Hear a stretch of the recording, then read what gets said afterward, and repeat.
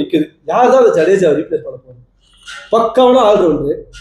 But இப்போ அது ரொம்ப எதிர்பார்க்குறாங்க. ஜடேஜா வந்து கொஞ்சம் ஸ்லோவா ஸ்டார்ட் பண்ற ஆடுறாள் தான், ஸ்லோவா ஸ்டார்ட் பண்ணி போறாள் தான். இப்போ ஹிட்டரா எதிர்பார்க்குறாங்க சிஎஸ்கே ஃபேன்ஸ். ஏன்னா கிரீன் கத்திட்டு இருக்காங்க.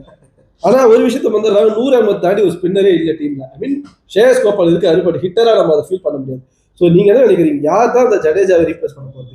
கேமரன் கிரீன் ஃபர்ஸ்ட்ல நிக்கிறாரு. அப்போ இது நீங்க ஆக்ஷன் பிரகாரம் ஆக்ஷன் பிரகாரம் போறேன். சிஎஸ்கே ஆக்ஷன் பார்த்துருக்கீங்களா? நான் ஒரு எதிர்பார்ப்பு வைப்போம், அதை பூர்த்தி பண்ணதான் சரித்திரமே கிடையாது. அதே மாதிரிதான் எதிர்பாராத எதிர்பாருங்க அப்படின்றீங்க. அந்த மாதிரி எல்லாரும் கேமரன் கிரீன் போகும்போது நம்மளால கண்டிப்பா போக மாட்டாங்க நீங்க சொல்றீங்க. ஆமா.